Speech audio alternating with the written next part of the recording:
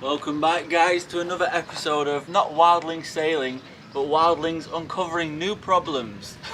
This week we discover this nasty looking thing, also some cracked keels, and we see if we can finally get the engine to stop overheating. So enjoy the episode, guys. So here is the pulley, which is too big, hopefully, but I'm looking at it here and it does say Mercedes, so it is a Mercedes pulley. Our good friend Ben has agreed to lend us his pulley, so I'm going to go to his boat now to go and get it. So I'm on Ben's boat with his OM636, which is a lot cleaner than mine, but there is a problem. We can't take his pulley off. We're thinking that this has to come off with the whole water pump, which would just be a big pain in the ass, so I'm not going to be able to try it today. But you can see that this pulley is much smaller and it's not rubbing on the pipe like mine is. My pipes are a lot higher also. Aye. But now I'm just scouring the internet for various different websites that have the pump. Loads of crankshafts. Here's the pump. 135 euros. It's not cheap, but for what it does for the engine, it's not too bad. The guy who was helping us with the engine yesterday, to change his water pump, it cost him 900 euros, so it's not too bad. So this window took me 2 days to clean off back to the metal, and the other side now it's just loosely hanging on the hole, and the other side I also did my best to clean it up.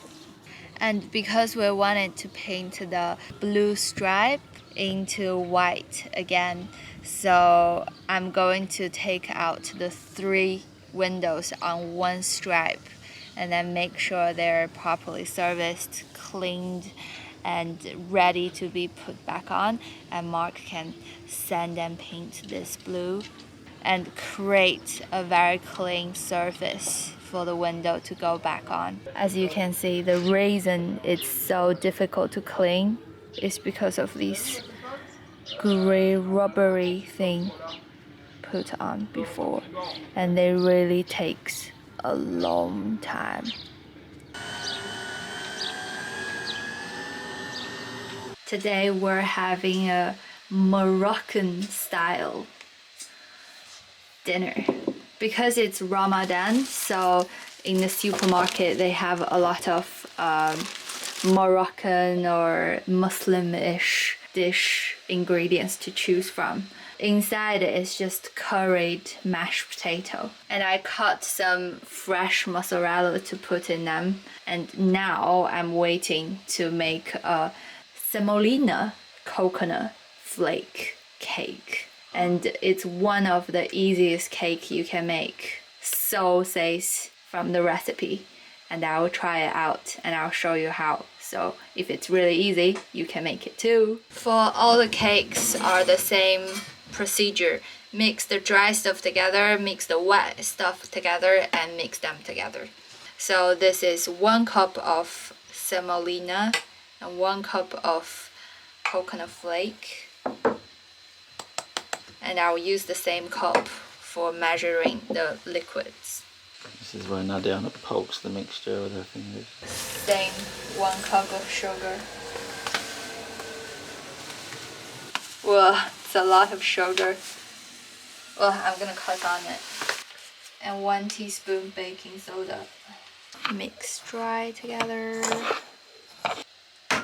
Next, it says 5 medium egg.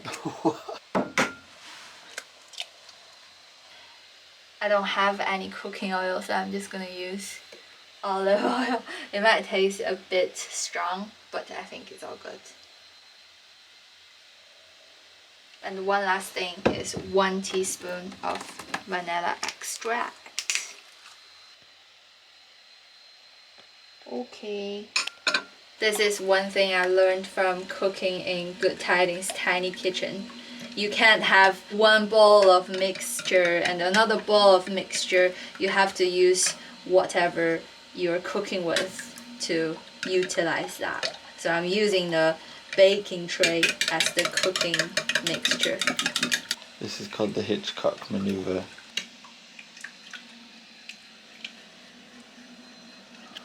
And now mixed the wet and the dry.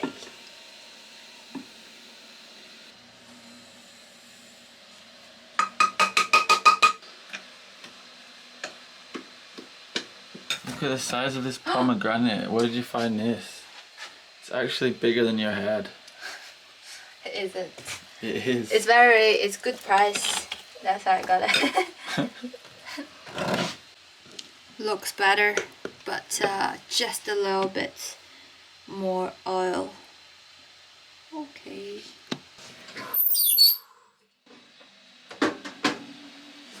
Whoa. It's going in. Sorry. Wow, it looks so good. Sorry, it smells really good. I love the coconut smell.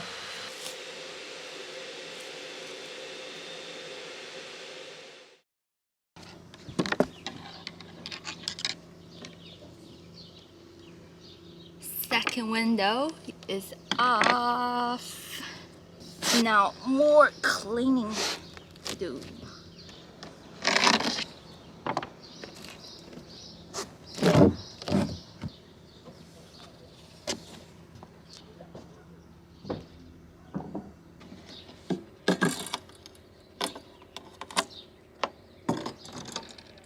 Things like this perfectly explains bolt job. So taking out the frame, but then when the bulkhead is, the connection is funny and it takes twice as much time just doing this little tiny bit. Welcome to my office. I think I will spend the next maybe a few hundred hours on this. It's so bad. Yeah, it was a quick fix, but it wasn't. It didn't work. It's not pretty and it's not really effective. I have this little True Design through hole, which was supposed to be the right size, but it's too big. So I am enlarging this hole with a little Dremel, and I'm just going around and around.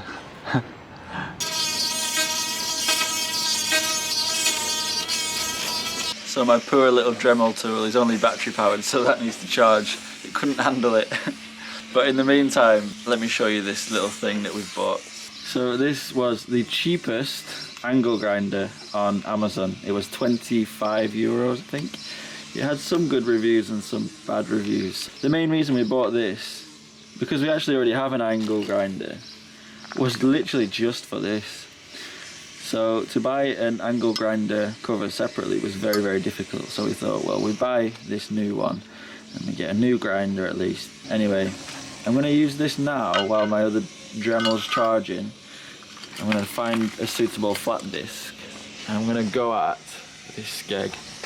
And I know scraping and sanding would probably be easier, but as you can see, they're wooden skegs with a fine, I don't know, filler? Basically, I'm going to strip the paint off and I'm going to paint epoxy on it, and then it's going to be super strong, and then fill it where it needs filling again. You can see it's almost like it's become too dry, so I'm going to wet it out with epoxy and really clean these up. But the rudders as well, these are incredibly strange. We've had comments on these in the boatyard saying you've never seen rudders as thick as this, and they are indeed plywood rudders. Very strange. I would ideally like to fare them down, you know, to narrow them down, but I don't know if I'll get around to it. And then here, the keels, you can see there's a grinding plate, which at first was very, very worrying, but it's just the rustiness of the grounding plate. I know you're probably sick of me saying this, but it ain't structural. It's just for if we decide to ground the boat, it would protect it. So I'm also going to grind this as well. Grind as much of this off as possible.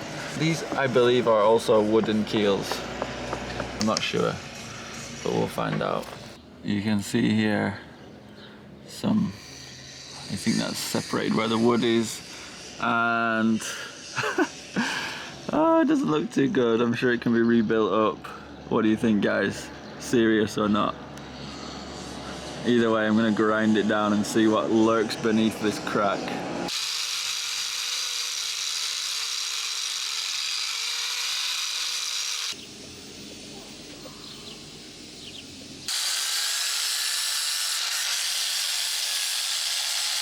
So here's the keel crack going through the wood. It's obviously been filled before and it's just cracked again.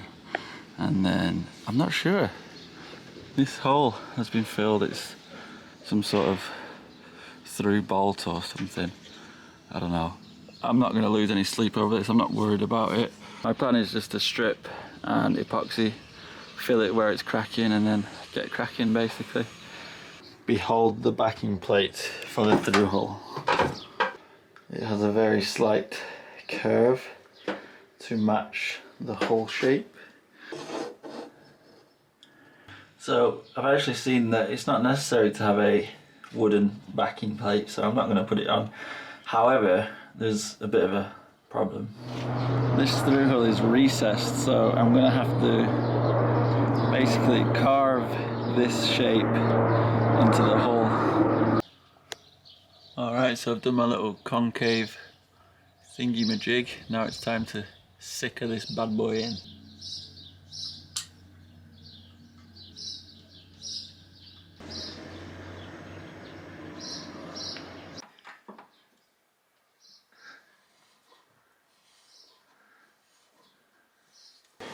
I think for my 26 years of life, I've learned that if you want a manly man, you can't expect him to be clean. Is that the truth? Yes. Ain't that just the truth? What's this Hitler got to say? What do you mean Hitler? You got the Hitler beard, the mustache. What have I got to say? Skegs. Skegs and rudders. They're a bloody mess. Aww. No, it's okay. They're alright. We'll just have to buy another year in the boatyard, maybe. We can go swimming in the water there. In the chemical water. Yeah. Well, seriously, what's wrong? Well, I've not filmed any of this, but I've been working on the skeg and the rudder, and well, come and have a look. So they're wooden. The rudder's plywood is very, very thick, as you can see. And they're so thick, they're actually quite embarrassing. Everyone that's talked to us about them, they kind of have a little giggle and say, what on earth are they? They need to be narrow. But the way that they're put in with these, I don't know, in Chinese, dingzi, it's solid, but it's not going to make it very fast. And the skeg is wooden. It's very, very solid. But you can see here the cracks are, they need to be filled properly. So I'm wondering whether to put a whole fiberglass sheet over this. Now, for this, what I'm going to show you, I was contemplating whether to actually put it on YouTube, because over the last couple of weeks, in the last few videos, there's been quite a lot of people that say, oh, it's a train wreck, and oh, the boat's too far gone, you know. And I didn't want to show this, because those sorts of comments are gonna appear and la la la la la and say it's too gone, it's too far gone. And those comments frustrate me a lot because anything can be fixed on a boat. And just because there was just a little bit of deck rot the other day and people said, oh, the boat's falling apart, oh, it's not safe, it's gonna fall apart. Anyway, this skeg on the other side, the wood's rotten. So you can focus in here and you can see. I actually pulled out a lot of, well, there was already filler in here and the wood is like soft. So the rudder itself is very, very strong and it actually goes up into the hull and the hull is moulded around it. So that's not a hole going into the boat, that's just a hole there. So a lot of this wood needs to be dug out and it needs to be re-epoxied in place. And a true fix would be to take the whole thing out of the hull, replace these blocks with new hardwood. But instead I'm gonna rip out a lot of this, find new pieces of wood and epoxy fill it and seal it and everything. But honestly, I saw that today and I was like very, at first downhearted, but there's been a few things on the boat which have got us downhearted, but not to the point where we think that it's a train wreck. And a lot of people, I'm sure you'll read in the comments of this video that the boat cannot be saved, but this boat is still absolutely 100% worth it. It's just a bit of extra work, it's going to be done properly. To all the naysayers, well, keep watching to see if it actually falls apart. So many people have naysayed us over the past. 99% of people are super duper positive, and so we're not saying that it's, you know, a bad percentage of people that are like that. Obviously people are like that, it's YouTube, people can say what they want. And yeah, I mean, we're happy, we're going to be happy with the fix. We're not going to go out there with something that we're not happy with. We don't want to be floating in a, you know, a ticking time bomb. So that's the boat life. We knew we'd uncover little problems like this, so let's all be positive. Yeah. Let's all give ourselves a pat on the back for being positive. Yeah.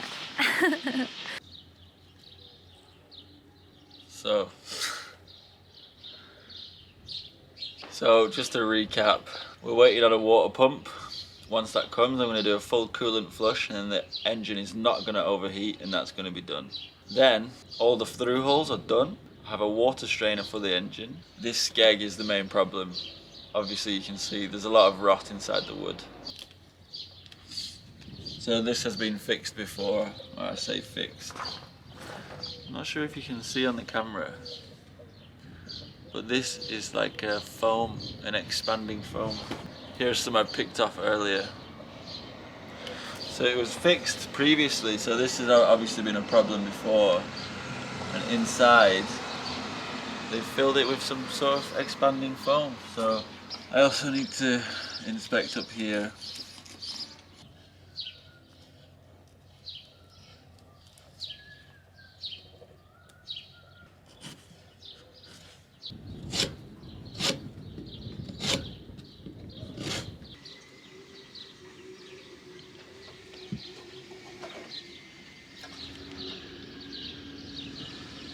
Got some heavy weather coming, well, just rain really, and we've got our old mizzen sail covering the windows which Nadian has taken out. Fingers crossed it keeps us, or keeps the boat dry.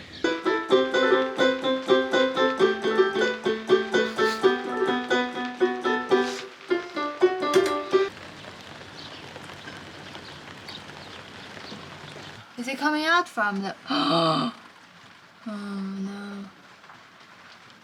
It's not even close to working. Okay, so the new water pump has arrived.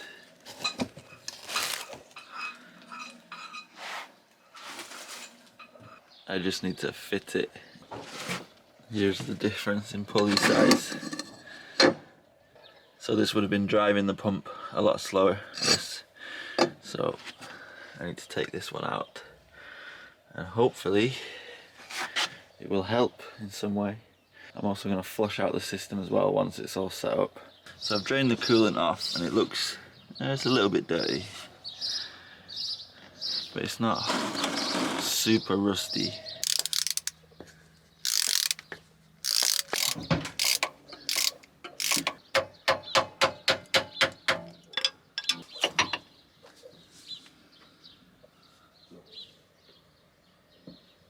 Let me compare the two.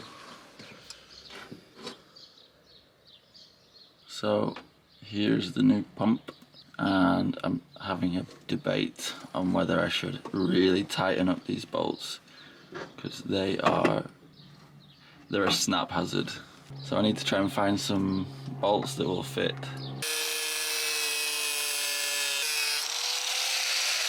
So here we have about to snap bolts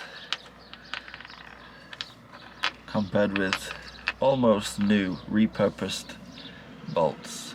This boat really has absolutely everything. There's only one or two tools that this boat does not have, but pretty much everything's here. If you look hard enough, it took me about an hour to find, but I found 5 bolts which fit. Time to get this on and get everything else back on for a test. Fingers crossed.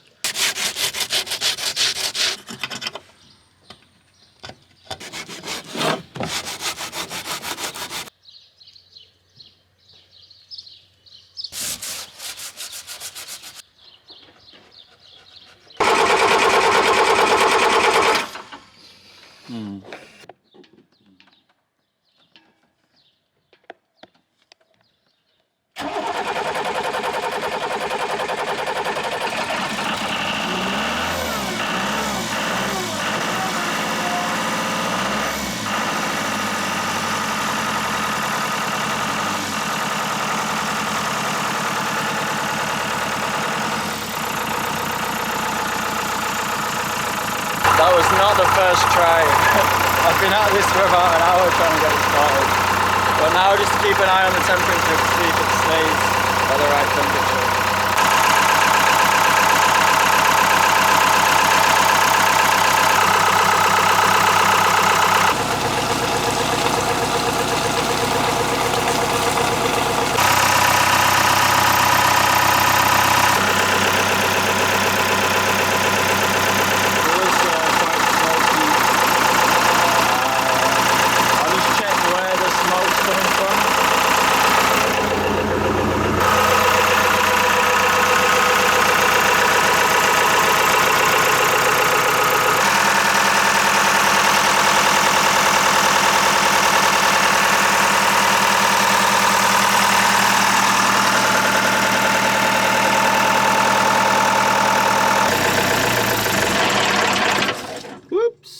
I choked it out a bit, but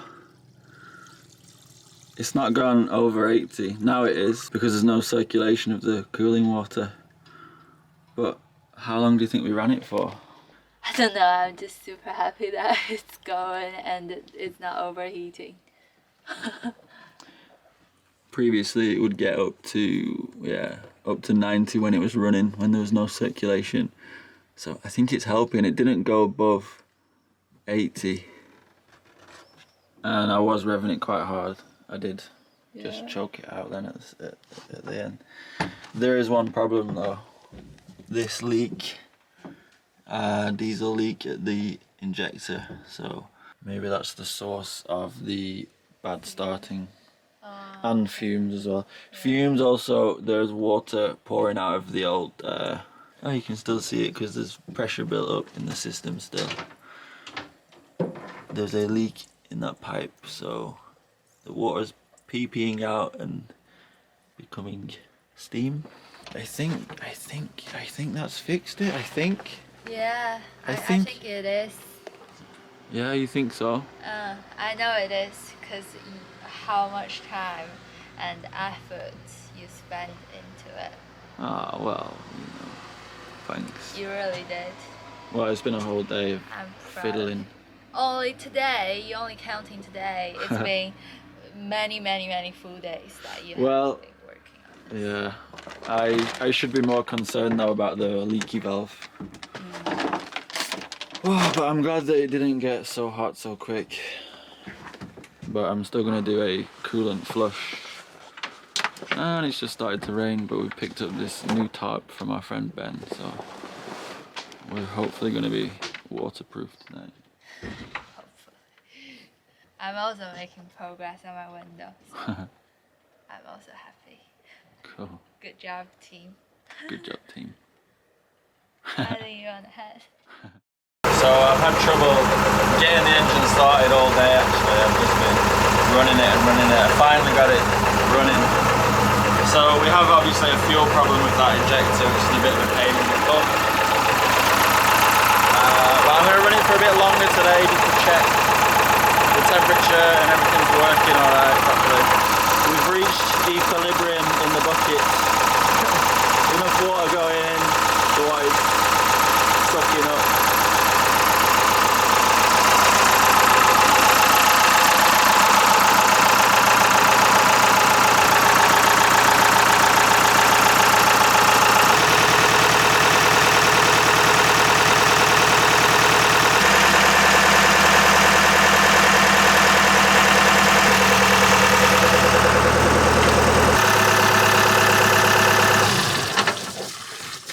I know a head gasket is known as a big job, but I actually kind of want to learn how to do it.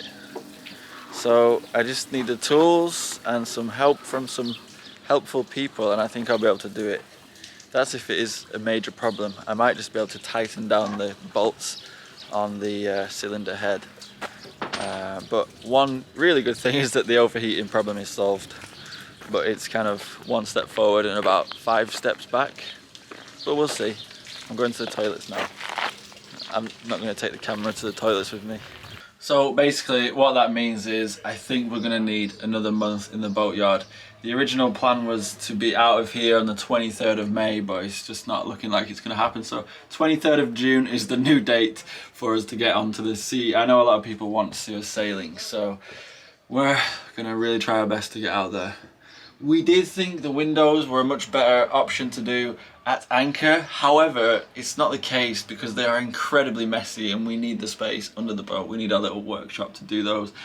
Also, the engine, I guess a lot of people watching this are probably thinking, I think that you secretly want to do the head gasket. Well, I do want to do the head gasket. There was a head gasket on the boat, which is suggesting that yes, it was due a replacement. Way too many fumes coming off the engine. So because the engine bay is also linked to both living spaces, both hulls, we don't want those fumes going in there. And as you can see from the video, the gasket is blown out.